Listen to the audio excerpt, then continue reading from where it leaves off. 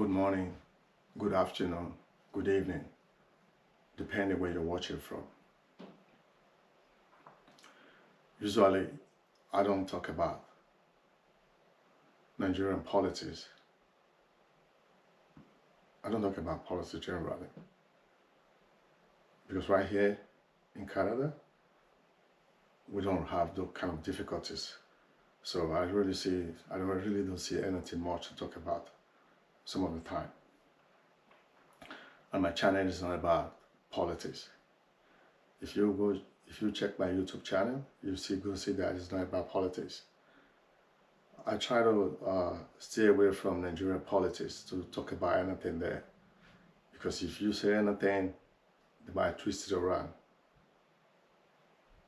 That's how the system works there. So people that just want to try to understand and listen to what you've said, if you're making any sense.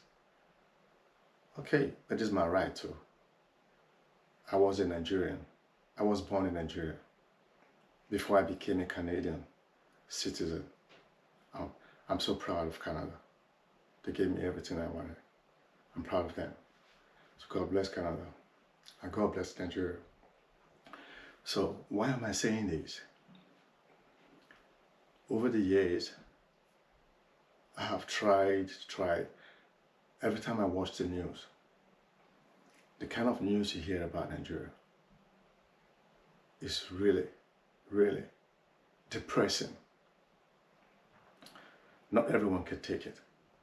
Not everyone. Because you know why? I feel so much for the people there. I have families there. I feel so much. I know the pains people are going through there. Nigerians are really suffering. We shouldn't be focusing on the few that are okay. Probably they are aligned with the kind of politics that is going on.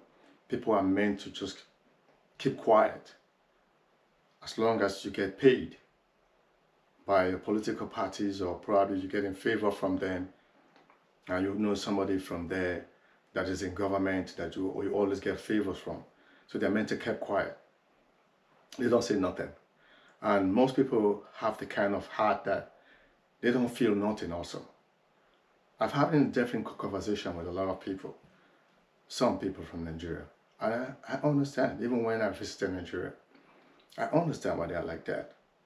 Because they're so used to, like, when anything happens, they are used to, like, let's move on. And they just move on. That's how the system works there. The government have made the people to believe that's how it's supposed to be. I've seen horrified videos, very horrified videos that happen in Nigeria. A lady was walking her way back from work. That was in Lagos. Yeah, I saw that on the news. Yeah. Some of those social media, because a lot of people are like journalists now, because when you have a mobile phone, you're already a street journalist, because you have your camera there. You can always make videos, because not everything the media want to show, because I believe it's not proper, because the way it was really, it wasn't good to see, for real. The lady they got into an accident, and it was a container that fell on that fell off from a truck and dropped on the lady. So where people were trying to pull her out from the container, because she was behind she was under the container. Her legs was trapped in the container. This time, so the passerby and people that were around, they tried to help her. They didn't have no option, because there was no emergency probably to do that for them. So they resorted to self-help. Do you know how these guys were trying to do this? It was horrible.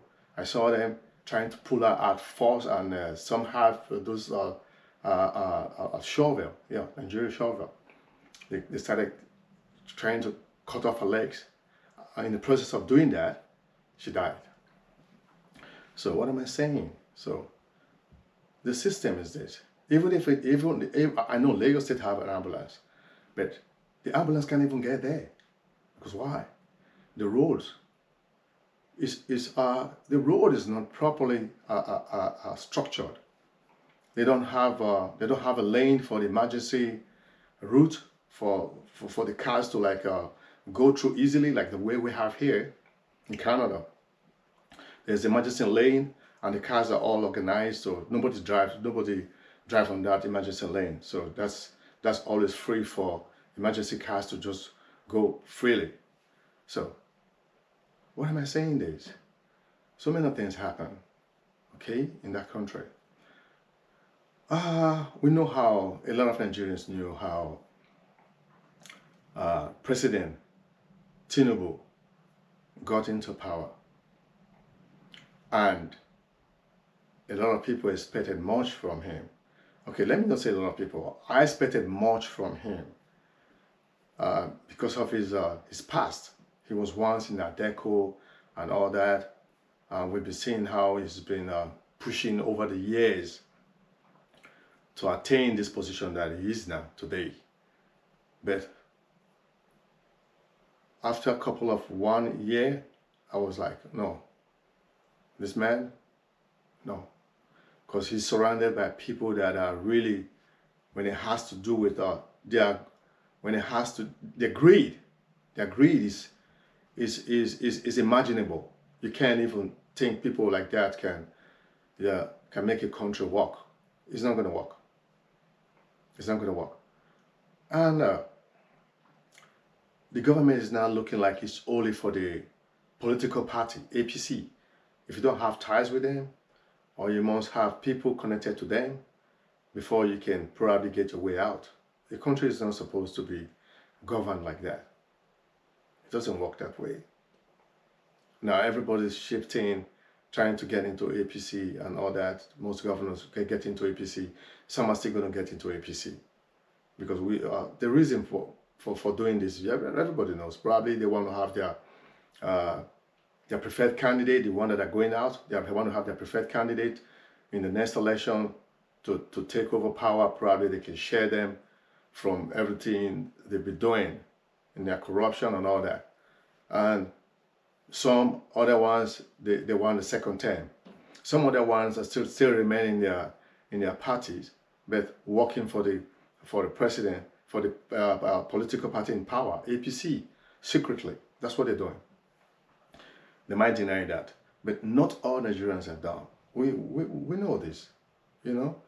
It's so disappointing to see a country with so much potential. Why do I say so much potential? The population is like a blessing.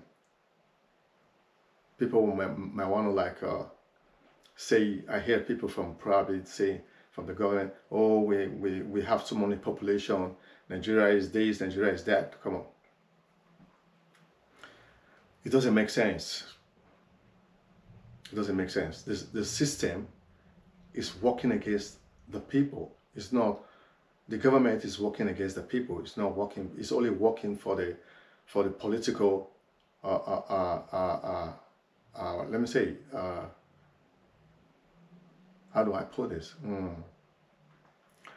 For the political party's interest, people that are okay for APC, they have to be a diehard APC person. You know, they don't care if you're a thug, if you are a criminal, if you're a terrorist. They don't care.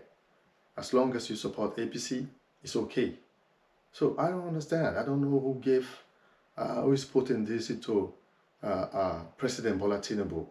When he was much younger, that man was really okay. No, it was. You could believe him because from the Atlantic City, from this kind of mindset, how he tried to turn Lagos into some certain things. When people say he built Lagos, no, I don't agree to that. You know, Lagos has been a capital. It's been a capital of Nigeria before it was moved to, it was moved to Abuja. You know, I wasn't born today, You know, I wasn't born today. So I'm above my 50s already. So I know so many things. I know so many things that have happened in that country. Nigeria used to be a lovely paradise to stay. I've lived in the I've lived with my parents. We've lived in the north. We've lived in Meduguri. We've lived in Jos. So I know all those things. So it's not like today. It's so depressing. Every time I watch the news, and you find people that you want to have this conversation with. Sometimes they tell you, man, it doesn't matter, man. You know, just find a way to get to power and make some money for yourself. I say, listen, that is wrong. And that's the kind of mindset a lot of people, a lot of politicians that we have today, that's the mindset that they have. They want to accumulate money. And all this money, where they're taking it to? They're taking them to the Western countries. The Western countries invest this money, and they keep doing things. They take this money, they don't even give it. It's not like they bring it to the Western countries and give it to the leaders that we have here. No. Like Canada don't accept that kind of, they don't accept. If Canada knows you are involved in anything criminal, in politics and all that, you are not going to be accepted. If they know you bring illegal money into this country and you hid it somewhere, come on, they're not going to accept you. Some other country might accept that. I can speak for them. I can speak for Canada. Canada will never accept you. You can't come here, probably you said you want to buy a property of $10 million, you expect them to give you the nationality. Canada won't accept that. It's different from other countries. There's 0% tolerance to political criminals. They won't respect you, no matter how much you have. Be you a billionaire, they won't respect you. And that's how the system is here. They just want everybody to be okay. You know, they look out for the citizen more. If you do anything wrong, like the way it's happening in Nigeria, you see some politicians is being caught, probably with public money and all that. What happened? Nothing happens. Nothing happens. That's bringing him into the judiciary. Okay? I'm coming to that. Nothing happens. You see people that got into political power, probably being a governor or a senator, that wasn't even worth 100,000, let's say 200 million naira. Suddenly, it's now a billionaire. It's got properties everywhere around the world. It's got properties in Nigeria, different, so much money in his account, but everything is being shaded. As long as you're okay with the system, with the government in power, or you are in the political party. If you are not in their political party, you are in another party, in another political party, and you align with the government. So like, okay, I'll work for you, so you don't have a trouble. There's nothing. Nobody's going to do anything about hurt you, or chase you out, or go after you. So, and this brings me to the Christian genocide thing that's been going on. It didn't start today. Like I said I've lived with my parents in Meduguri, and we've lived in Jos. Then there was nothing like this. We started living there in the 80s. There was nothing like Boko Haram, ISWAP, and all this. Nothing like that. I never had all that. There was nothing like that. So, a couple of years later, I think in the in 2000 thereabout, then we started hearing killings in Jos, Plateau State, Benue and all that. That's how it started. It started little by little. Excuse me, guys. So it started little by little. So people kept moving on. Like the usual way in Nigeria is move on. And most of these politicians, they might have offered they started having a lot of emir, and I have Muslim friends. I have a lot of Muslim friends, okay, and it's not all Muslims that support the jihad. The jihad is just the fanatic people, you know, that want to have their own way in when it has to do with their religion, and they're using that to like brainwash some certain people. But now in Nigeria, it's not certain anymore. They have more people that believe in the jihad. Okay, and this is started there. Getting to 2014, then it got heated up. It got heated up a lot because then Jonathan was still in power. Was the president. Okay, so it got heated up a lot, and before Jonathan, guys, you know we had a president called Yaradua. May his soul rest in peace. Yaradua was a great man. No Nigerian can speak ill of that man today. But not all ex-president Nigerians can say the same thing too. Yeah, we know what we're talking about. So Yaradua passed on, and came in Jonathan. Jonathan was there. It got heated up, and so he was. There's a lot of tweets from the current president, President Tinubu. So that's why I said a lot of people expected more from President Tinubu. Even I was among those people, you know. President Tinubu tweeted a lot on many of the religious leaders, but even now I can't say the same for them anymore because I don't understand. You know, came out, there was a huge protest everywhere and all that. Jonathan tried to speak to Nigerians in his campaign, you know, rally, and told Nigerians, you guys are going to regret this. These guys are coming, they don't mean well for you guys, this is what's going to happen. He said so many things. Today, you can't say everything he said hasn't come to pass. Okay, we are saying it, and Nigerians are still living in it. So, now came in Buhari. President Buhari came in.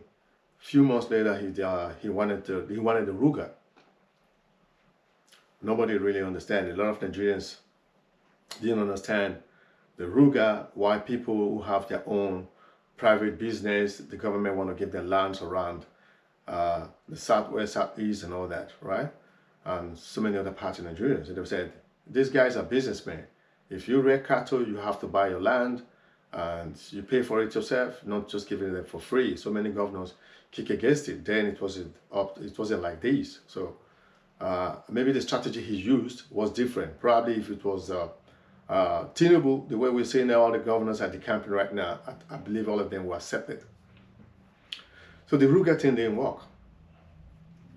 And Femi Adesina made a statement and said, I'm not just making this up.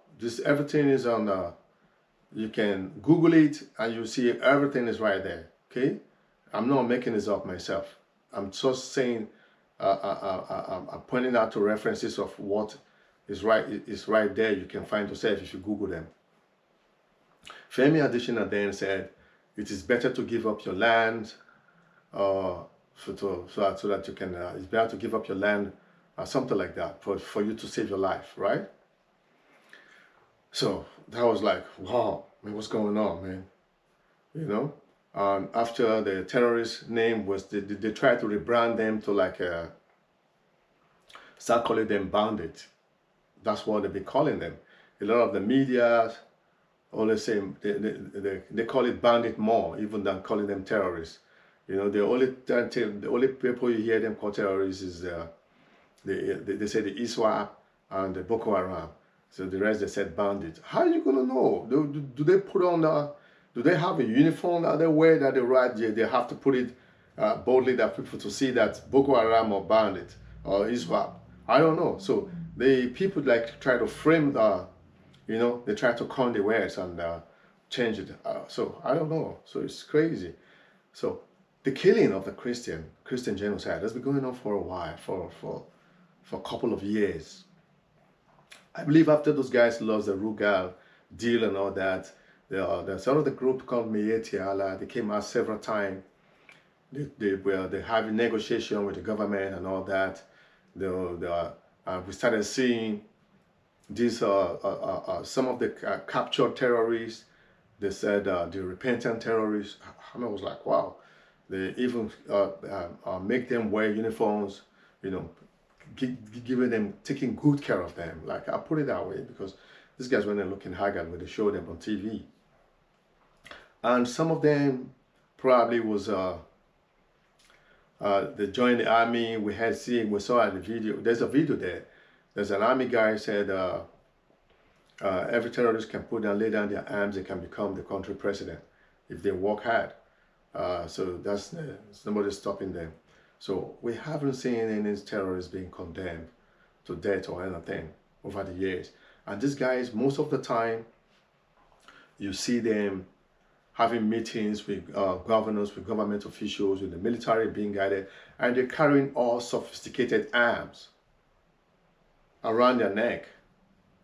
You see them, they're in hundreds. You see what they're trying to do?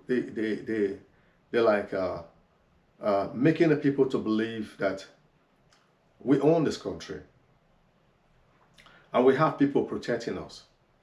So, and actually, you can't say nobody's protecting them from what we're seeing, because if you see these guys, how confident they are, they rode in bikes, in hundreds of bikes, not just one, you know. And these bikes, they have to get, the bikes don't just, it doesn't use water.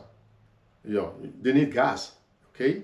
And so how do these guys get the weapons, sophisticated weapons, some of the military armor cars, you know? So they are so, like, they have same equipment, even better than our military. I believe the only difference, the only thing our military have that they don't have is Kanu jets. But still, every time the military tried to target them, all we hear is that there was a mistake, there was a wrong target into civilian areas, one or two, then they back down.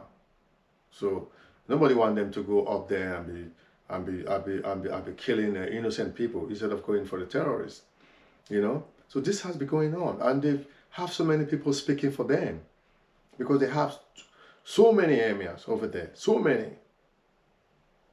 you know. But there's been only one voice that's been speaking that.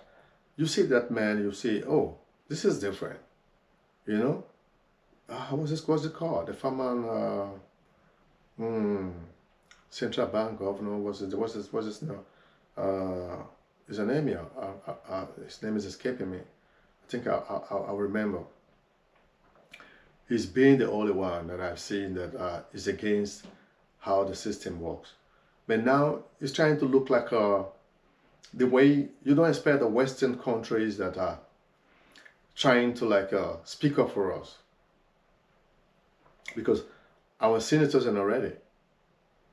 All they want there, the only thing you see them doing there is how to, everybody want to get money for himself. At the end, they sing on your mind, if we shall stand. That's all. That's the new song. That's the new national item in Nigeria. Okay? Because I just watched that a couple of days now, a few days ago, when the judges, after President Tinubu delivered his speech in the judges' conference, yeah, something like that. And at the end of the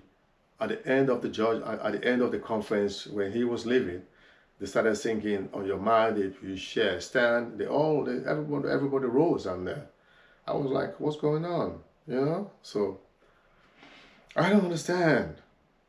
That's why I said a lot of people expected so much from President Tinubu, but now it's now looking like he's one of the worst leader Nigeria has ever gotten. And that should be his record. And another thing, President Tinubu should believe he shouldn't be be thinking this governor's moving into his parties and probably they all love him. Like, they don't love him. That's the truth. They don't love him. They just probably what they're getting. That's why. You know, he's a generous man. He has been a generous man. I've heard a lot about him when he wasn't even the president. When he wasn't as a governor, probably in Lagos then. You know, he has most of these guys that is in his government today, especially from the Yoruba tribe. A lot of them have gotten a lot of help from him in the past, probably studying abroad or whatever. Okay, so that's why it's hard for them to turn him down when he's looking for anything. He must have extended that kind of kindness to so many of other tribes from other regions. So they cannot turn him down. So a lot of them, they just want like a diehard followers, you know, and they don't want to tell him the truth because they see it as an opportunity to get richer than ever they've ever thought in their life. But what are you going to do with all this money? What are you going to do with all this money? You don't need so much to be rich. If you have just few investment and that gives you little money every month, you're okay. But make the people okay. When the people are okay, the country is okay. You will have your safety too.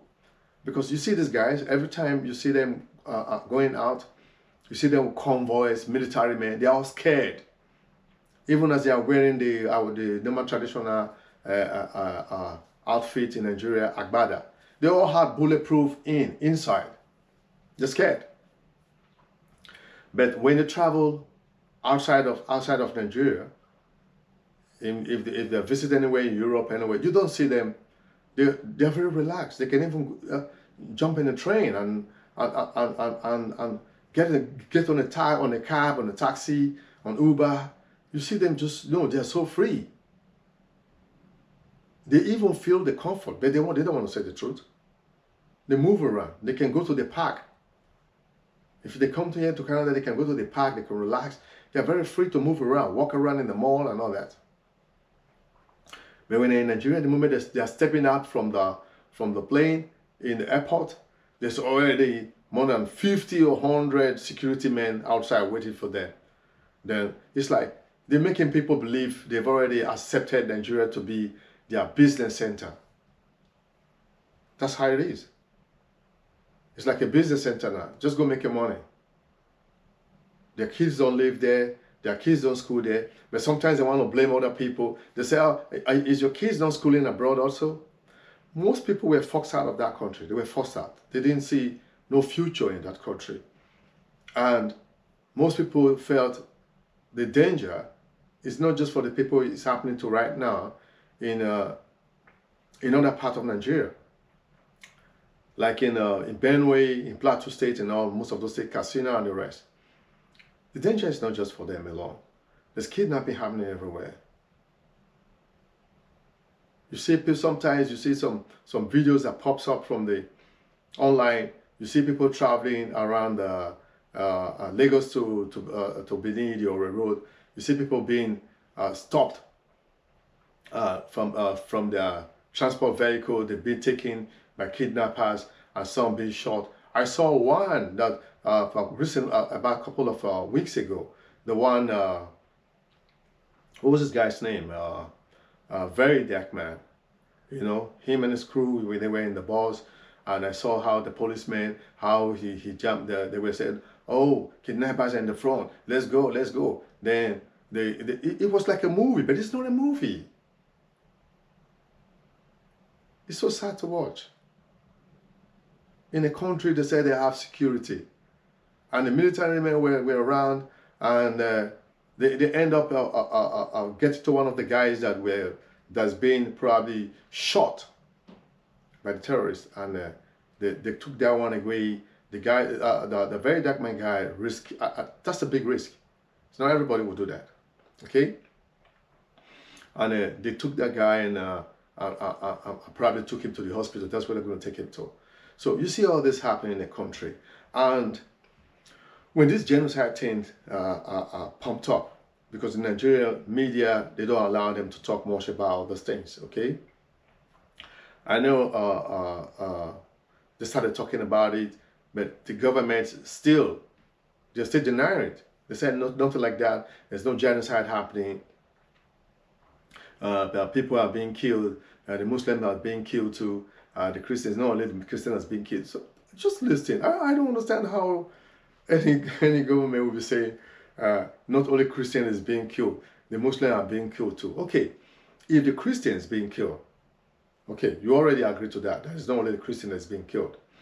The Christian, this is popular pastor. There's a lot of pastors that's been very vocal about this because they've seen the horror happening in these communities, you know, and they've been crying over the years. They've been crying even when Autumn was still a governor then, that he hasn't taken side. That now I don't think I think he's now in APC. He's still a PDP, but he's probably in APC. In Nigeria, when you're in a party, you don't need to say anything anymore about that party, even if they're doing anything wrong. Governor Autumn then, excuse me guys, he was very vocal then. The videos are there. He said, the Fulani terrorists, they are killing his people and they are doing this. Nobody's doing anything. If he can lay down his life, he doesn't care. Then he was really concerned because he was seeing the horror happening. So today, you see the government agencies, a lot of them trying to say so many things, trying to like downplay and say, oh, no genocide is happening. And this thing, okay, Muslims are being killed. Has any Muslim been crying over the years the way the Christians, pastors have been crying for the government to come help them? We need help. There's so many horrible videos. Probably you guys don't see it there. Maybe the government don't see it. But this video is circulating everywhere online. Everywhere. In Canada, it's everywhere. People are saying this. And don't forget, these countries have embassies there. Their embassies is not just, it's not just there like a photocopy. These guys are so intelligent. Nigerians don't produce anything. Today, a lot of people using AI and doing all this. Where is all this coming from? When we still live in a country in Nigeria where you see cattle rearers going through the street with AK-47. Come here in Canada, you won't see no cow anywhere. If you want to see them, you go on the countryside and you find people on the countryside that have their farms. That's where you see these animals. It's being caged. It's people's business. You can't let them go into other people's farms and just move around and start eating people farm produce and the one they've already stored, the yam they've already kept in there.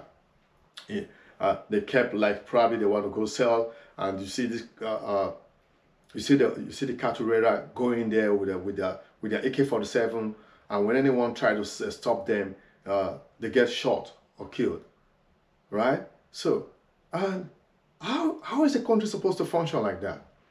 Okay, now people are now saying genocide. The genocide, there's a lot of proof that the Nigerian government can't even deny. Even though President Tinubu, even if they're trying to make him, Baba, don't worry, we'll handle this. Because, listen, if Nigerian government, it's even better for you to accept it. Accept that genocide is happening in Nigeria.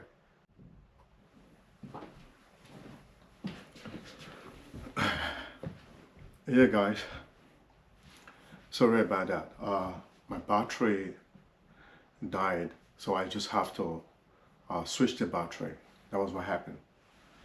So, as I was saying, still about Nigeria. About the killings of the genocide issue. Okay, if the government don't want to agree there's been genocide in Nigeria, and they always say it's not only Christian that was killed, Muslims have been killed. Do you know what I mean? They've already agreed to that. have already agreed to it already. The embassies we have in Nigeria, a lot of the foreign embassies know what is happening. They understand what is happening. And they must have been very quiet for all these years. It's not that they don't know, they know. But probably they're just watching and say, why is it happening? Is the government not doing anything about this thing? So if Trump is speaking up now, and most of the foreign countries are speaking up for Nigerians, they should turn it to, look at what they did in Sudan. Look at what they did in, what's it called? What's that country again? I'll try to remember this. Okay, I'll try to remember. So now Sudan is there. Sudan, that's just trying to like divide the attention of Nigerians. That's not the issue. Nigeria is not Sudan. Nigeria, we said we practice democracy. The same country we practice democracy. Now we have a couple of states that are under Sharia law. So, how are you going to call that democracy? When, if you do anything, probably if you live in those states, even if you're not a Muslim, then you're going to be tried under the Sharia law. And there's so many things going on there that is not right. But nobody wants to talk about it. Even the media, even if they want to talk about it, they have limit. Because most of the journalists they have, they are the ones who speak, can't speak. Their hands are tied. They can't speak. They have to find a way to, mellow it down the way it's going to fit, at least the narrative will fit the government will like, okay, it's okay, he's not saying too much. Yeah, I remember. Like Sudan, the country I want to remember is Afghanistan. Listen guys, Afghanistan, you can't compare Afghanistan to Nigeria for now. Maybe in the future, yes, it's going to look like that. If these jihad terrorists are able to conquer most of the states as they are pushing a little bit, pushing out to the south and everywhere, if they're able to conquer everywhere, it might look like that. But you can't blame that on America. Because that's an Islamic country. That's what Afghanistan is. The people themselves, they want to live like that. So it's different from Nigeria. Nigeria now is not as bad as Afghanistan. So the only way that's going to make it so bad as Afghanistan, that is what is already happening that most people don't see. Okay, a lot of the terrorists have been, they call them repentant terrorists. And many of them right now are into the Nigerian military. So why is it that every time Nigerian military are trying to probably go for the terrorists and they know they're hiding there, before they get there, they already have people, they already know that they are coming for them, they get ambushed and all killed. Why is that happening? Because they have people in the military that sabotage them. They have people that get information that is not supposed to be information that goes out to just anyone in any citizen in Nigeria to like be privileged to have that information. Do you know what that is? That's a great danger. Even the military generals themselves, a lot of them you see there, they are concerned. But do you expect them to speak out in public and tell Nigerians? Everyone is going to be living in fear. They don't want that to happen. They just say it within themselves. I'm just saying, it's not that anyone told me about what the military might be thinking, but we are humans, we can think. So they don't want to put a fear to everyone like that. Most of them might be trying to do a lot, but they've seen that it's beyond them. It's beyond them. They always get ambushed by this same terrorist. And this same terrorist, over the years, we'll be hearing repentant Boko Haram, many of them in the military. There was a time they went to, in the capital, in Abuja, when they went to free up their terrorists that were that were jailed there, and killed some of the prison guards, and freed all their terrorists. Up to now, nobody heard anything about it. So these things have been happening over the years, and the politicians are just busy thinking of the next election, next election, next election, next election. A country can't be run like that. In Canada, it can happen. It can never happen. I know what I'm talking about.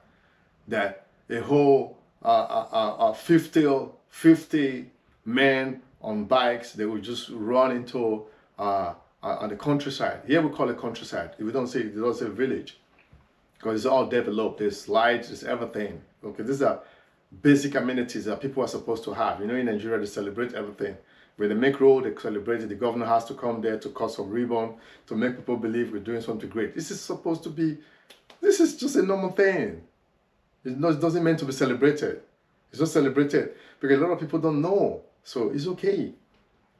You know, then you see more people on bike, more than 50 people on bike, for example, going to a village and get people killed, and they just go away like that, and nobody know where they are. Come on, how is that even possible? It's not. It can't happen. It can't happen. You know, the system works. There's technology everywhere. They can find those people. But in Nigeria, nobody knows how these people, after probably run into a village in hundreds and kill hundreds of people, and they just go away. Nobody ever find them. And nobody know where they are. Even the time the military would want to try to find them, some of the good ones, they get ambushed and killed. And that, just like that. So that's the country Nigeria has become. It's very scary. It's very scary. But that's the country you see people planning for 30 December because it hasn't gotten to their states. They don't know the danger yet. You see people in the church the other day, they were worshiping. Before you know it, they came. They call them bandits. They are terrorists. That's a terrorist action. They ran into the church and started killing people. I saw an old lady strongly to run for her life on that video. It's so depressing watching all those things. That's why I said my video wasn't about that. And I don't have that kind of hard-hardened heart to just say things and just say, okay, I'm not going to talk about it. That's what I'm talking about now. It's very painful to see how Nigeria deteriorates and becoming one of the worst countries in the world to live in. When people who don't know, because they are privileged to have, live in a state that is a little bit, they feel is safe now, for now, and they have some little money, they're making parties, they don't care. Some of the top leaders, they don't talk about it. They just kept mute. They all have bodyguards, they have good security, they think they are safe. It will get to a time where even if you have 50, 100 security men protecting you, these same terrorists that you guys are seeing there, killing people in the villages now, going after a lot of people, killing people just at will. We block your way while you are driving with your convoy. If they come for you, you cannot escape it. They have an agenda. I don't just see any reason why people just start killing people from some ethnic background and they just want to wipe them all out. So Americans are not coming there for, you don't have anything. Don't be saying Americans are coming for your crude oil, they're coming for your mineral resources. What do Nigerians have? You guys don't let them trick you. Google, just Google and compare. California, just California alone, their budget is more than Nigeria's budget. Atlanta airport alone, the money they make from there is more than even Nigerian budget. So I don't understand why you guys be thinking about this thing. In crude oil, how many, just, I don't know why they're coming up with these things, because they know a lot of people don't have all this information. So when they say that, just to mellow down so you guys just keep mute, why the killing keep going on? People just want to hold on to power without doing anything. That's how Nigeria functions. Over here, if you're holding any position and anything go wrong, you resign. If you're caught stealing just $5,000, you resign. $1, you resign. But the system there doesn't work, so people do what they like. Let's come to Nnamdi Kanu judgment today. That's today. When I woke up, when I saw that judgment, I was really like, come on, what's going on? That prompted me to make this video. This guy, everything Nnamdi Kanu has said in the past, at first when it started, I was like, what's this talking about? You know, that guy is, if the Nigerian people are believing they call some of their pastors prophet, that should be the only prophet you believe. I'll tell you guys that. Everything he has said has come to pass, and it's still happening. He was only concerned about protecting his people. That was all he kept saying. He wanted his people to be on alert that the terrorists are coming. I was thinking, that what's this guy talking about? Terrorists are coming. They're going to be killing you guys. They're going to come into your farmland, take your farm. You can't do nothing. These guys are being empowered. I don't know how you get all this information. So that's why I said, if any prophet you want to believe, you should believe that guy. He's the real prophet that says so many things. Then he wants okay, Biafra and all that. Is this right? He was just saying that. They never found him with a gun. There was a time when they tried to go, I think it was a Python dance. Yeah, we heard that when the military said the Python dance. Some people were killed in his compound and all that, and he managed to escape. Then later he showed up in Israel, you know. So after a while, we heard he was he was caught in Kenya, and the way they brought him to Nigeria, according to the constitution, I'm not too good. I'm not a lawyer. They said he's wrong. And after a while, after many court judgment, he was set free by the appeal court. He was acquitted from everything. He was even asked to be paid, you know, by the government. But that didn't happen. So they started, the case still went on. And until this morning, when I watched the news, I saw that he said he was sentenced. I was like, for terrorism, for the NSAS that happened, that he masterminded the terror. Come on, man.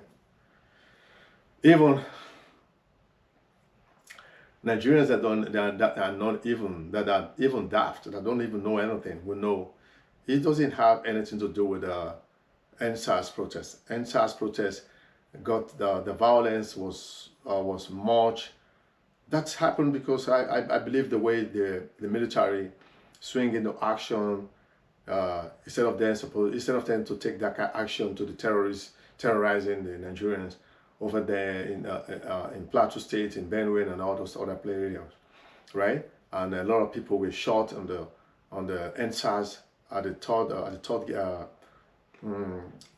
Million Gate. So a lot of people were shot there, were killed, and the government denied it. Then after a while, it came out. They set up a panel. The military accepted some. So it was just that there was no end to it. you know? So that prompted the violence that went across the country. I was watching everything right here from Canada. I know in Nigeria, when a lot of people don't have the privilege to able to watch the news because it's a country where when it's raining, the DSTV don't work anymore. They tell you because it's raining. I haven't heard anything like that before, you know. So that's Nigeria, you know. So that was what happened. But today, Nnamdi Kanu has been sentenced. I have to talk about this.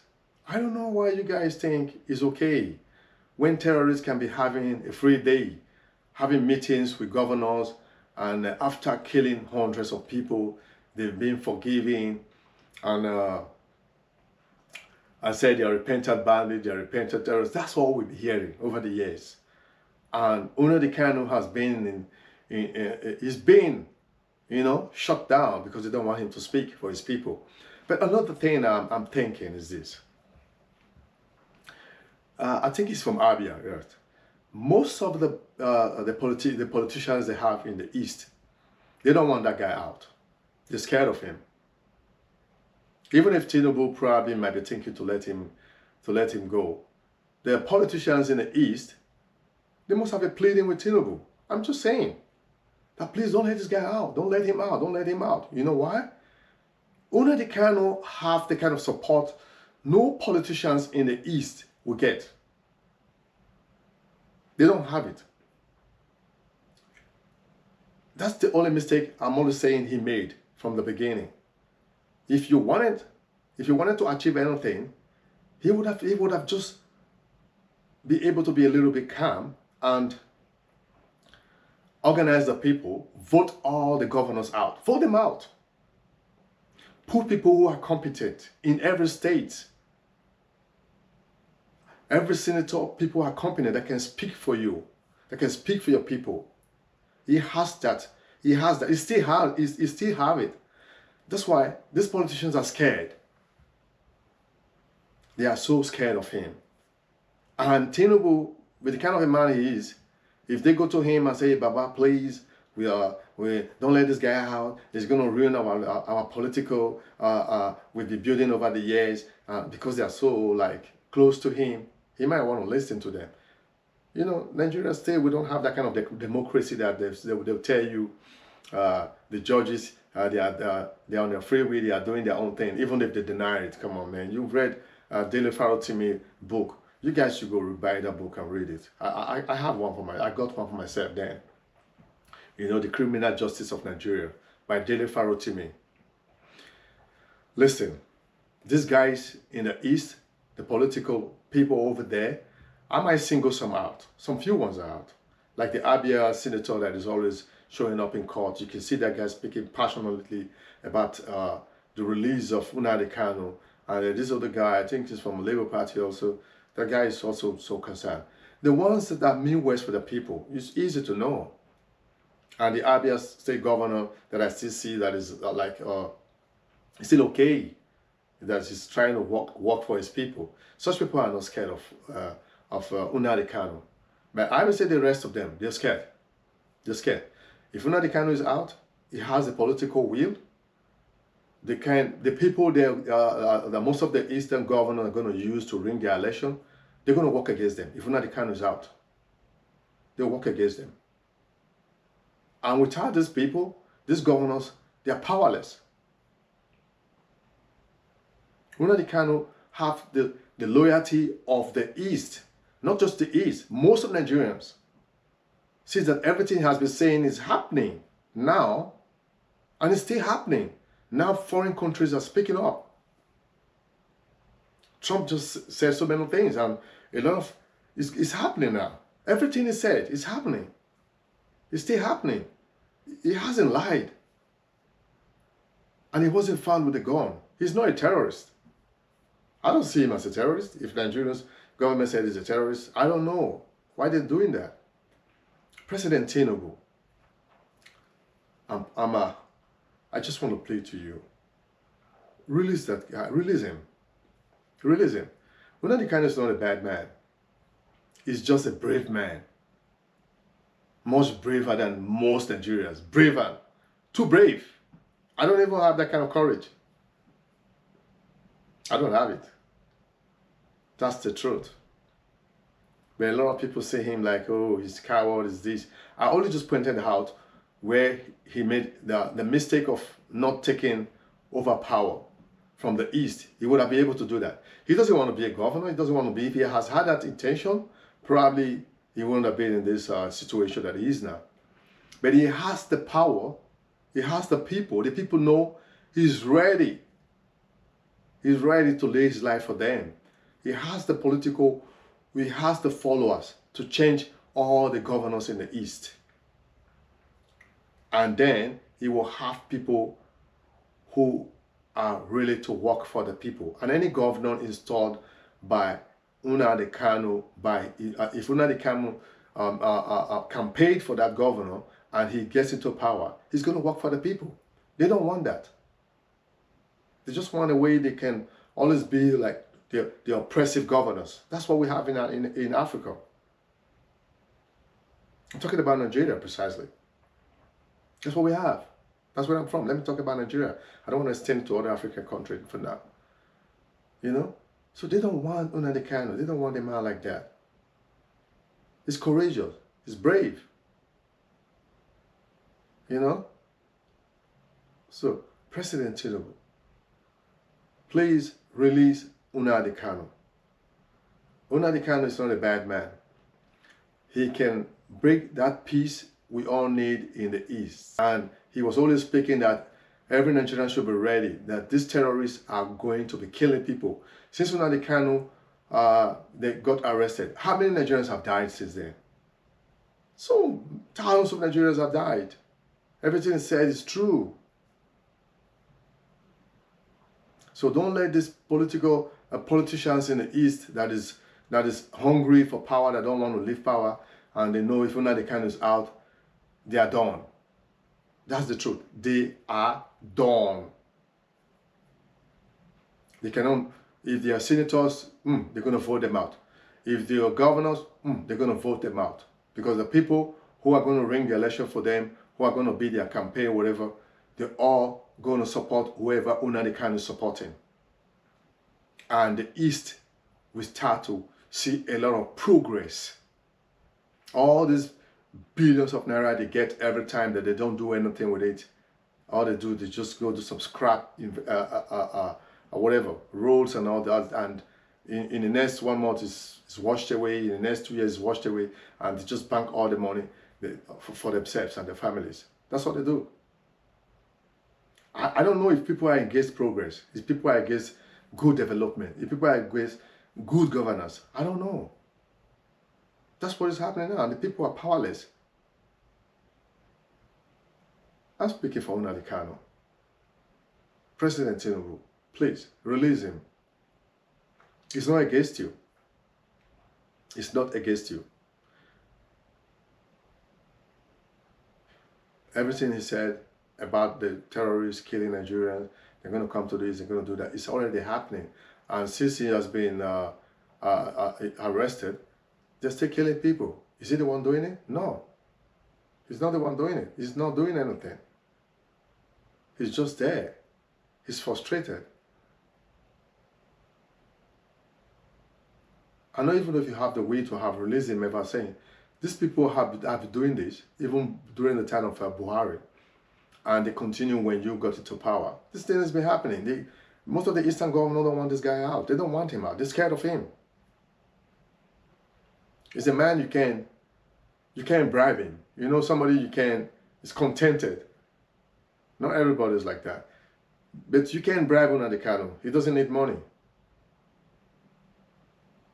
He speaks the truth.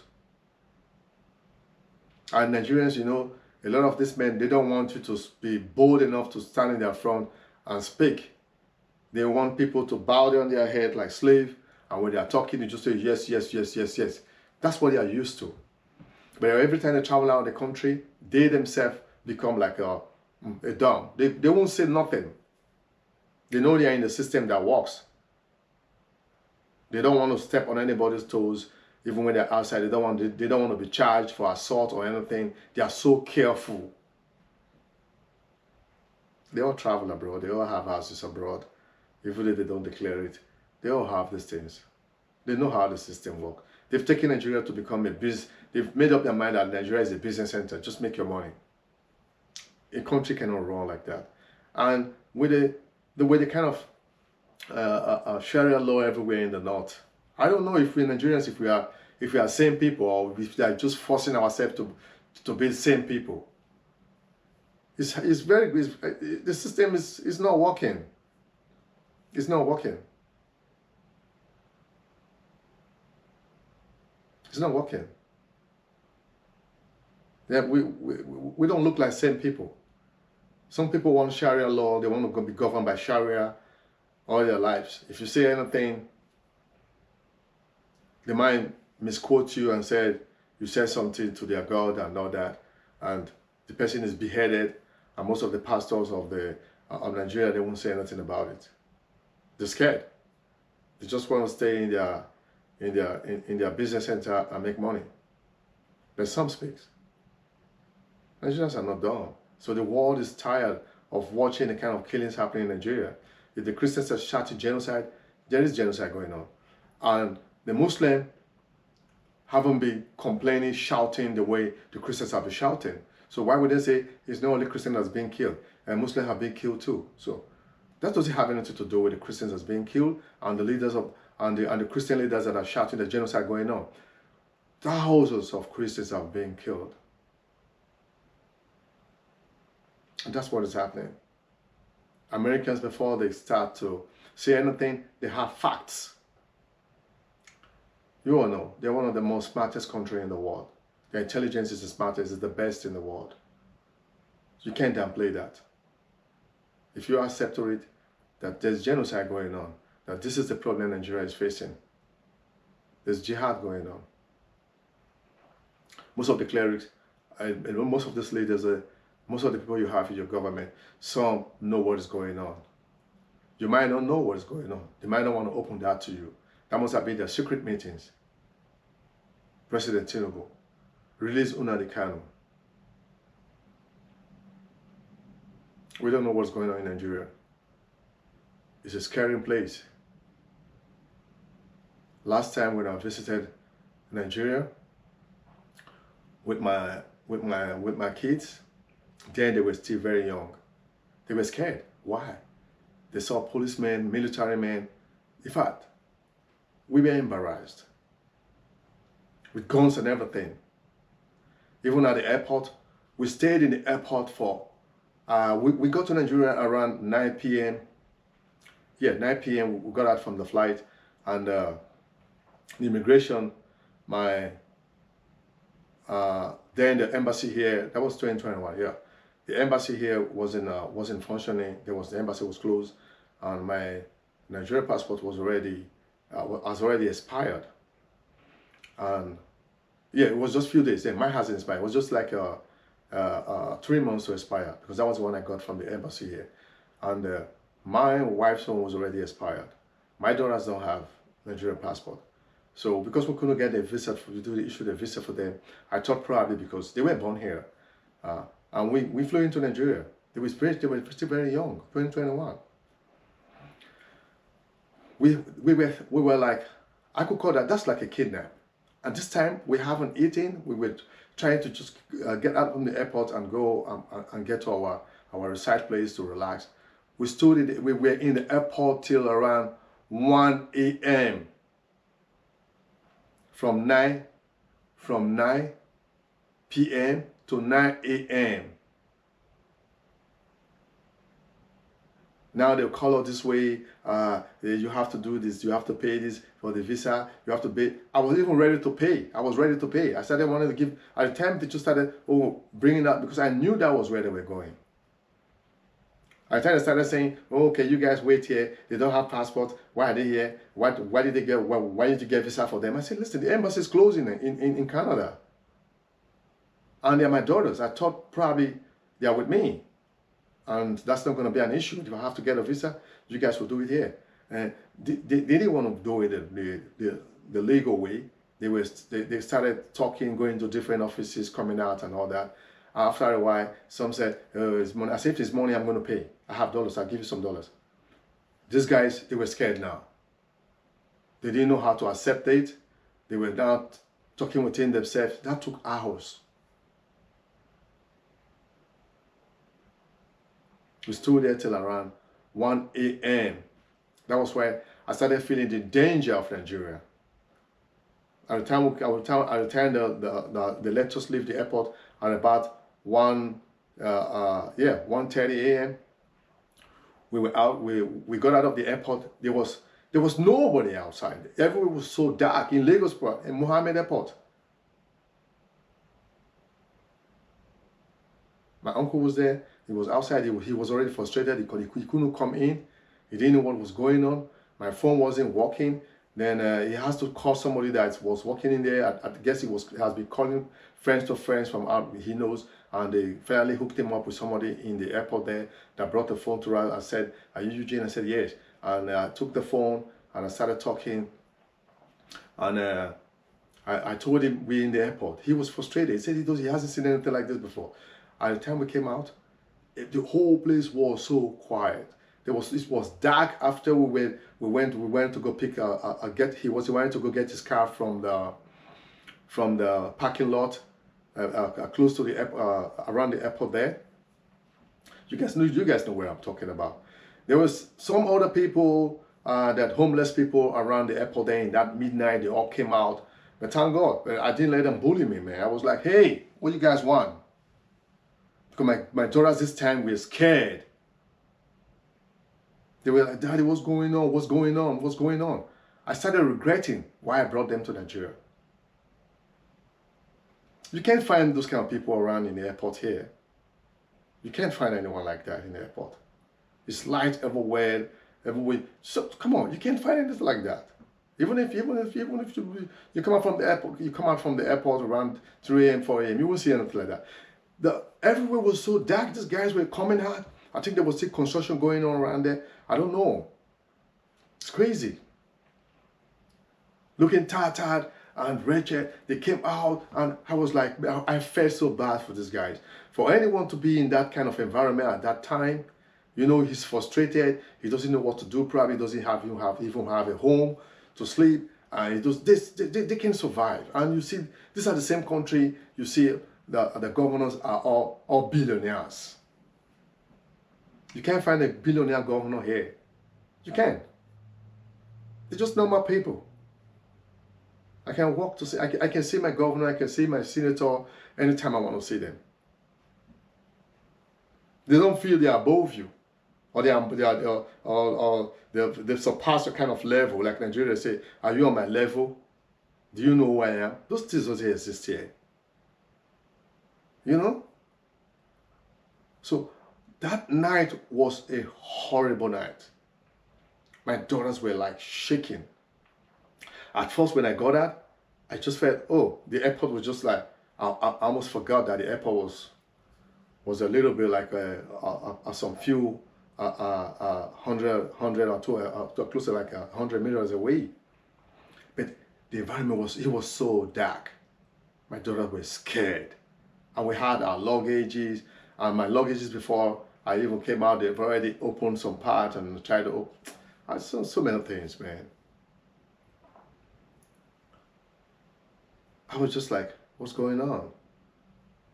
So these guys were like, oh, what did they happen? How far? You get it for us? Just imagine. They were like,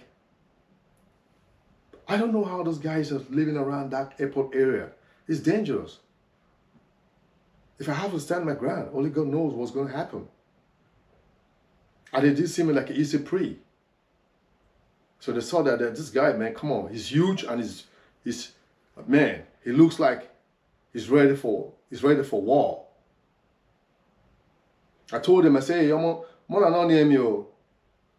Not just come close at all. Stay where you did there. I don't want to see anybody come close to me. Because this time around, because I have my daughters with me. I just like, come on, man, this is it. That's my country. I was so scared because I have to protect my daughters. So this time around, I just felt, this is it. I cannot have a country like that. I'm proud of it. No. No. Nigeria is a great country, but I'm not proud of Nigeria. That's the truth. The leaders are messing everything up. They don't care. They pretend to care. They don't care. It's so heartbreaking. For real. So heartbreaking. I don't care how anybody's going to polish the story. Oh, Nigeria. You see some talking in the news. They try to bend their mouth everywhere because they feel they are okay. It doesn't concern them as far as they make money. Listen, I don't respect people because of their money. I respect your personality. Yeah. I don't respect people because of their money. I respect your personality. That's what I've learned over the years living in the Western country. These people feel for human. Their system is about to serve the people, not to serve your political allies. No, they don't believe in that. They want the system to work for everyone. And if you go wrong, the justice system is for everyone, not for some certain people. That's why you see them brag every time on TV. They say all sorts of nonsense. They tell you, go to court.